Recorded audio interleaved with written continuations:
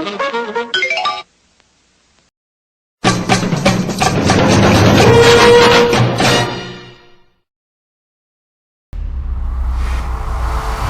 city that lives music and creativity.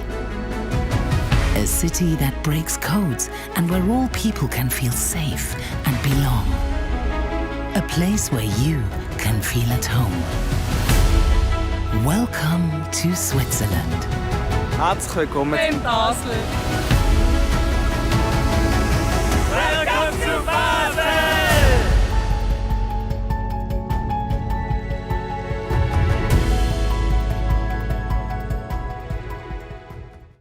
Hey everyone, TC Kirkham, TKR Video Central, and the Kirkham Report welcoming you to our wrap-up of the Eurovision 2025 Grand Finals. What a show this afternoon. They were narrowed from 37 to 26 for the finals, including the Big Five in Switzerland, who performed for the first time today as competitors. They did previews throughout the week. What a great show.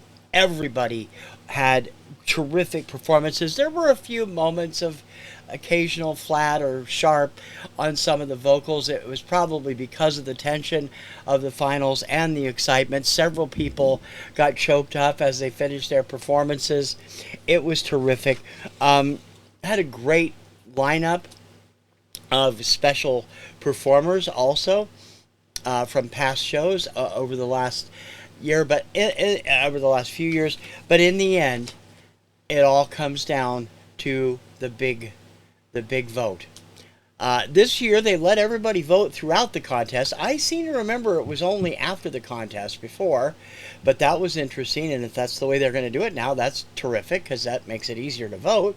And, of course, the juries announced their finals from their picks first, and then the televote happened, and, well, this is the result. My goodness, I cannot take this anymore. No, I've only been here a few minutes and it feels like a marathon, I have to tell you. It's time for the final reveal.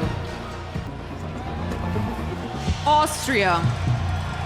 From the audience, you have received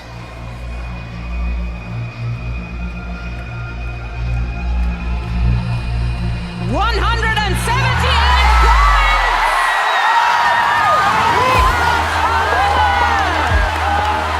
Congratulations, Austria!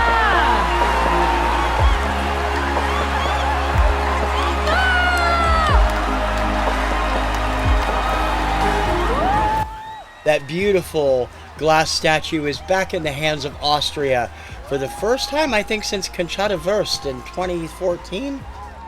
I could be wrong. JJ and Wasted Love, your Eurovision Song Contest 2025 grand champion. He won the jury vote, came in third on the televote. Really spectacular performances all the way around. Spectacular song also. I have to admit, I had never heard of this operatic pop until Nemo's win last year. And this 2 years in a row, an operatic pop song has won Eurovision. I don't know what that's going to mean for the future. It is interesting that a lot of the favorites didn't do all that well. They did okay, but some of the big favorites with the fandom didn't even turn out for the televote. Poor Iceland got 0 points from the jury. They ended up getting a total of 33 points, but they deserved, I mean, they had the most energy of practically everybody on the stage. The two brothers who make up Vibe were terrific. And Daddy Freyer, if you're listening to this, you need to hook up with them. You could turn those two into global superstars. Back now that you're back home in Iceland, maybe they could really use from your counsel and production work.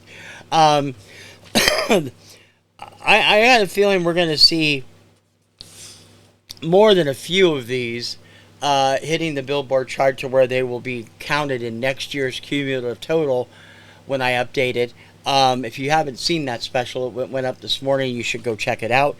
I mean, they're really... I did not personally care for the sauna song from Sweden, but I know it was popular, and it was popular with the Swedes, of course. And I'm sorry I couldn't stand Estonia's entry, that espresso macchiato. I didn't think there was anything funny about it. I just thought it was ridiculous. I'm stunned that it finished in third place. There's just something wrong with that. In any case, I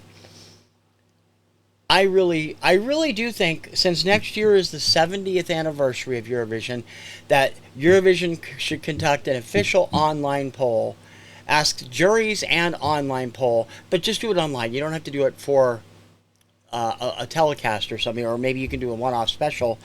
Let's finally determine a winner from the canceled 2020 contest. It's about time Daddy gets to get up there and take his bows, because he should have won in 2020. He was probably poised to win. He only had maybe 2 or 3 real serious competitors in the Wrapup and Little Big and maybe Jean's Tears. That was it, and Victoria possibly. Other than that, I really feel he would have run away with it, and I think he would run away with any poll now. So let's make it an official win for whoever in the 2020 contest, just to make sure it's out there, because they deserve that, and you guys made it clear that they deserve to get seen. Let's make it official next year, in addition to the regular contest, okay? This is the end of Eurovision season, and I will be off until September, when Junior Eurovision starts ramping up, when it comes to Eurovision coverage, and I will have something on the TKR show tomorrow. But that's going to do it for Eurovision this year. My congratulations to all 26 finalists and the others that did not make it into the finals. You guys were all a lot of fun to watch this year. It always is. And let's see if we can make some of these guys hits, give them hits here in the States, like we did with Rosalind and Duncan Lawrence. Eurovision should be taken more seriously by the American fans and by American radio, and I really think there's 2 or 3 things just waiting to explode if you give them a chance. In any case, until next year's Eurovision coverage, and when it comes to Eurovision stuff, and all my other stuff on normally, if you haven't checked it out, I hope you do, and I hope you'll become a subscriber. Got lots of stuff up every week. For the Eurovision Song Contest coverage on TKR Video Central and the Kirkham Report, I am TC Kirkham. Good luck to everybody in the 70th anniversary edition of Eurovision in 2026. I will see you all then, and a lot of time before. Ciao, baby. In a city that lives music and creativity, a city that breaks codes and where all people can feel safe and belong, a place where you can feel at home. Welcome to Switzerland. Herzlich willkommen In Basel.